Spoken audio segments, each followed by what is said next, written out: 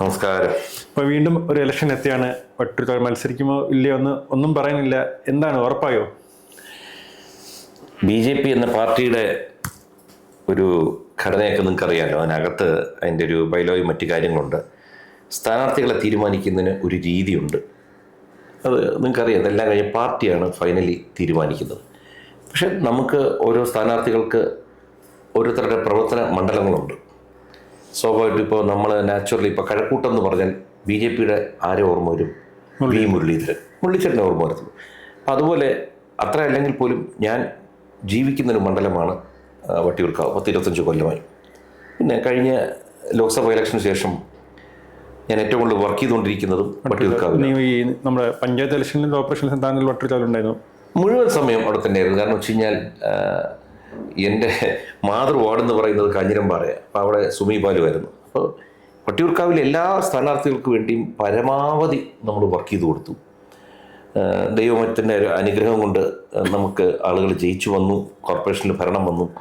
അപ്പോൾ സ്വാഭാവികമായിട്ടും നമ്മുടെ ആഗ്രഹം, നമ്മളിനി ഒരു മത്സരത്തിന് നമ്മളെ പാർട്ടി നിയോഗിക്കുകയാണെങ്കിൽ പാർട്ടി എടുത്ത് നമുക്ക് പറയാം നമ്മുടെ ആഗ്രഹം വട്ടിയൂർക്കാവിൽ മത്സരിക്കാനാണ്. പാർട്ടി എടുത്ത് പറഞ്ഞിട്ടുണ്ട്. പക്ഷെ അന്തിമ തീരുമാനം പാർട്ടിക്ക് എടുക്കാം. പാർട്ടി പലതരത്തിലുള്ള കാര്യങ്ങൾ നോക്കും. ജയസാധ്യതയാണല്ലോ അവസാനം. കൃഷ്ണകുമാർ ആണോ ജയിക്കാൻ സാധ്യത? ഇല്ല. ഇയാളെക്കാൾ മെച്ചപ്പെട്ട വേറെ ആരെങ്കിലും ഉണ്ടോ? അതൊക്കെ പാർട്ടി തീരുമാനിക്കുന്ന കാര്യങ്ങളാണ്. അങ്ങനെയാണെങ്കിൽ താങ്കളാണെങ്കിൽ ഇപ്പോൾ ഓപ്പോസിറ്റ് പറഞ്ഞ CPM പാർട്ടിക്ക് വേണ്ടി വീട്ടിലെ പ്രശ്നം 10 വർഷമായി വട്ടിയൂർക്കാവിൽ MLA ആണ്. മേബ്രോ അങ്ങനെ പല വികസനങ്ങൾ നടത്തിയിട്ടൊരു നേതാവാണ്. ആ നേതാവിനെ താങ്കൾക്ക് തോൽപ്പിക്കാൻ സാധിക്കും തോന്നുന്നുണ്ട്? കാരണം വികസനം വെച്ച് പറയുകയാണെങ്കിൽ പണ്ടുകൊണ്ട് ചെറുതിലെ നമ്മൾ ആരെയും തോൽപ്പിക്കാനായിട്ട് ജീവിതത്തിൽ നോക്കാറില്ല. നമുക്ക് ജയിക്കണം നമ്മൾ ആഗ്രഹിക്കും, ഇല്ലെന്ന് പറയാൻ പറ്റില്ല. മത്സരിക്കാറില്ല. അതെ. അപ്പോൾ എനിക്ക് ജയിക്കാൻ എന്തൊക്കെ ചെയ്യാൻ കഴിയും എന്നുള്ളതാണ് പരമാവധി ഞാൻ എപ്പോഴും ചിന്തിക്കുക. പിന്നെ ഇപ്പോൾ അദ്ദേഹം 7.5 കൊല്ലമായിട്ട് ഇവിടുത്തെ MLA ആയിട്ടിരിക്കുന്നു.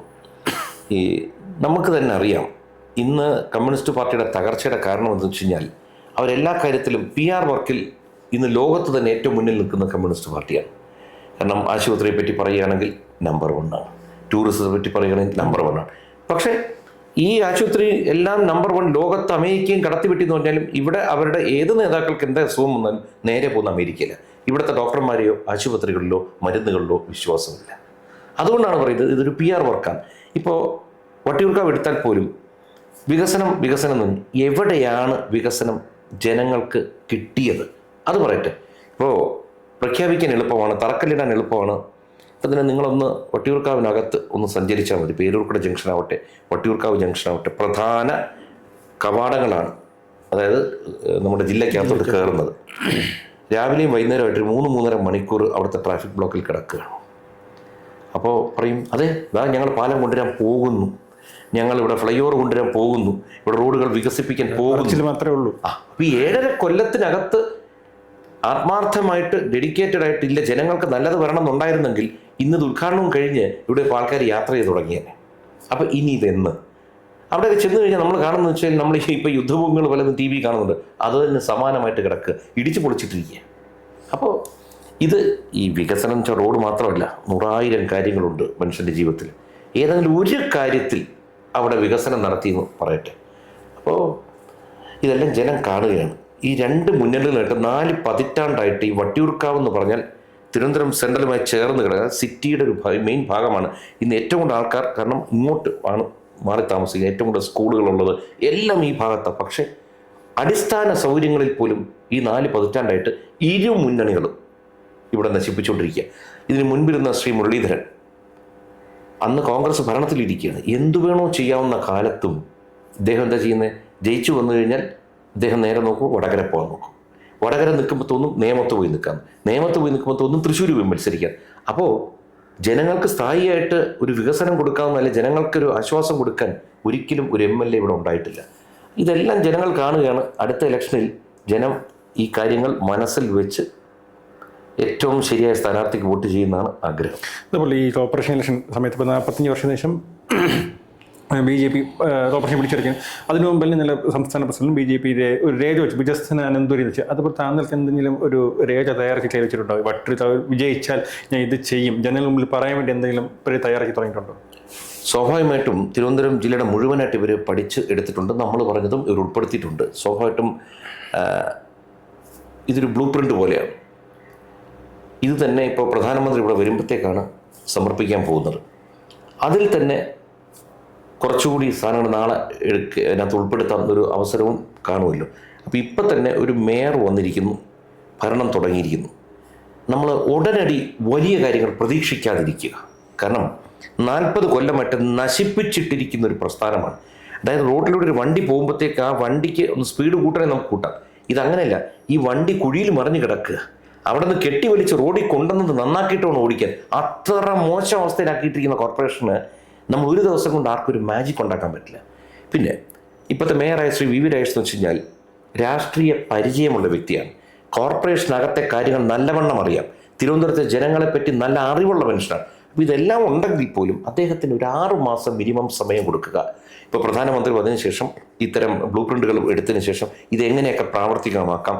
മാത്രമല്ല വളരെ സൂക്ഷിക്കേണ്ട സംഭവം എന്ന് വെച്ച് കഴിഞ്ഞാൽ ഇനി സമരങ്ങളുടെ ഒരു വേലിയേറ്റം വല്ല ഉണ്ടായിക്കഴിഞ്ഞാൽ തിരുവനന്തപുരത്ത് ചെയ്യുന്ന വികസനം, നല്ല കാര്യങ്ങൾ തല്ലി തകർക്കാൻ ശ്രമിക്കും, വയലൻസ് ഉണ്ടാക്കാൻ ശ്രമിക്കും. ഇതെല്ലാം മുന്നിൽ കണ്ടു വേണം പോകാൻ. പ്രതിപക്ഷം CPM പാർട്ടിയാണ്. അതാ, അപ്പോൾ നമ്മൾ എപ്പോഴും ആലോചിക്കണം. അതുകൊണ്ട് വളരെ സൂക്ഷിച്ചുകൊണ്ട് ഓരോ സ്റ്റെപ്പുകൾ എടുക്കാൻ ധൃതി വെക്കാതെ സമാധാനത്തിൽ ഒരു 6 മാസം മുതൽ 1 കൊല്ലം കഴിയുമ്പോൾ എൻ്റെ യഥാർത്ഥ റിസൾട്ട് വെളിയിൽ വന്നു തുടങ്ങും. പക്ഷെ നമുക്ക് സമയം കൊടുക്കണം. കാരണം 40 കൊല്ലത്തോളം അവിടുത്തെ ഫോട്ടോസ്റ്റേറ്റ് എടുക്കുന്ന ആൾ മുതൽ ഏറ്റവും മുകളിലത്തെ ആൾക്കാർ ഇതിനകത്തൊരു മാഫിയ വർക്ക് ചെയ്യാണ്. ആ മാഫിയ ഉടച്ച് ശരിയാക്കിയെടുക്കാൻ സമയമെടുക്കും. പക്ഷെ നല്ല റിസൾട്ട് ഉണ്ട്. ഈ മുൻ പ്രസിഡന്റ്, സംസ്ഥാന പ്രസിഡന്റ് കെ സുരേന്ദ്രൻ 2026 ഈ വർഷം കേരളം ആര് ഭരിക്കണം എന്ന് തീരുമാനിക്കുന്നത് BJP ആണ്. 2031 BJP അധികാരത്തിൽ വരും എന്ന് പറയുന്നു. ഒരു തനത്ത് ഒരു പ്ലാൻ ചെയ്ത് ചാർട്ടുണ്ടെന്ന് പറയുന്നുണ്ട്. പക്ഷേ ഞാൻ മറ്റു കാര്യം, ഇപ്പോൾ BJP ഒരുപാട് നേതാക്കൾ വന്നിട്ടുണ്ട്. കരുണാകരൻ്റെ മകൾ പത്മജ, ആൻറ്റീൻ്റെ മതം വന്നിട്ടുണ്ട്. പക്ഷേ ഇന്നലെ എല്ലാവരും ഞെട്ടിച്ചുകൊണ്ട് 30 വർഷമായി ഇടത് സഹയാത്രി റെജി ലൂക്കോസ്, അത് ഒരു ചാനലും അറിയാത്ത വാർത്തയായിരുന്നു. ഇന്നലെ ഒരു സർപ്രൈസ് എൻട്രി ആയിരുന്നു. ഇങ്ങനെ പല ആൾക്കാരും BJP വരുന്നു. അത് എന്തുകൊണ്ടാണ്? പണം കണ്ടാണോ അതോ എന്തെങ്കിലും ഓഫർ വെച്ചിട്ടാണോ? കാരണം ഈ കോർപ്പറേഷൻ ഇലക്ഷനിൽ ഒരു സീറ്റ് തന്നമുള്ള രാധാകൃഷ്ണൻ വരെ ഒറ്റ രാത്രിക്കാണ് പറഞ്ഞതാണ്. അത് എന്തെങ്കിലും ഓഫർ വെച്ചിട്ടാണോ കൊണ്ടുവരുന്നത്? അതോ BJP എന്ന പാർട്ടി മോദി എഫക്റ്റ് ആണോ ഇവരെ ഇങ്ങനെ ആകർഷിക്കാൻ കാരണം? പല ഘടകങ്ങളുണ്ട്. അതിനകത്ത് ഇപ്പോൾ അവസാനം പറഞ്ഞൊരു വാക്കാണ്. പ്രധാനമായിട്ടും ശ്രീ നരേന്ദ്രമോദി എന്ന് പറഞ്ഞൊരു വ്യക്തിയുടെ മുഖമാണ് ഇന്ന് ഭാരതത്തിൽ BJPക്കുള്ളത്. BJPക്ക് എവിടെ വോട്ട് കിട്ടി? ഇപ്പോൾ ഞാൻ കൊല്ലത്ത് നിന്നപ്പോൾ എനിക്ക് വോട്ട് കൂടുതൽ കിട്ടാൻ കാര്യം അവിടുത്തെ പ്രവർത്തകരുടെ ശ്രമമുണ്ട്, ഞാൻ ശ്രമിച്ചതുണ്ട്. ഇതൊക്കെയാണെങ്കിലും ആത്യന്തികമായി നരേന്ദ്രമോദി എന്നൊരു വ്യക്തിയാണ് അവിടെ വോട്ട് വർദ്ധിപ്പിച്ചതിൻ്റെ കാരണം. എന്ന് പറഞ്ഞതുപോലെ അദ്ദേഹത്തെ എതിർത്തവർ, അതായത് ഒരു കാലത്ത് അദ്ദേഹം ഭരണത്തിൽ വന്നപ്പോൾ ഇന്ത്യയിൽ നിന്ന് പുറത്ത് അമേരിക്കയിൽ വിസ പോലും കൊടുക്കരുത് മുൻപ് പറഞ്ഞിരുന്നു. ആ പറഞ്ഞ കൂട്ടത്തിലുള്ളവർ പലരും എന്തിനാ സിന്ധ്യയുടെ മകൻ ഉൾപ്പെടെ ഒരു വലിയ നിര തന്നെ ഈ BJPയിലോട്ട് വന്നു. ഈ നരേന്ദ്രമോദിയെ കുറ്റം പറഞ്ഞെങ്കിലും വന്നു കഴിഞ്ഞപ്പോൾ അദ്ദേഹം കാണിച്ചു കൊടുത്തു അദ്ദേഹം ഒരു യഥാർത്ഥ രാജ്യസ്നേഹിയാണ്.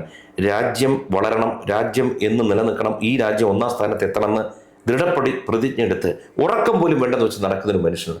ആ മനുഷ്യനെ ഒരു പനി പോലും പിടികൂടുന്നില്ല കഴിഞ്ഞ 25 വർഷമായിട്ട്. അത്രമാത്രം ആ മനുഷ്യൻ ഡെഡിക്കേറ്റഡ് ആണ്. അപ്പം ഇത് കാണുമ്പോൾ എല്ലാവർക്കും മനസ്സിലായി ഈ ശ്രീ റെജി ലൂക്കോസ് ഇദ്ദേഹം വന്നിരുന്ന് ഡെയിലി ന്യായീകരിച്ചുകൊണ്ടിരുന്നു ക്യാപ്സ്യൂൾ കൊടുത്ത് CPM തലേ ദിവസം വരെ. അപ്പോൾ ആ മനുഷ്യൻ ഇത്രയും നല്ലിരുന്ന് ഉരുകയായിരുന്നു. കാരണം വെച്ച് കഴിഞ്ഞാൽ ഇത്രയും നല്ലൊരു മനുഷ്യനെ പറ്റി, ഈ രാജ്യം നന്നാക്കണം എന്ന് പറയുന്ന ഒരു പാർട്ടിയെ പറ്റിയാണ് ഞാൻ പറയുന്നത്.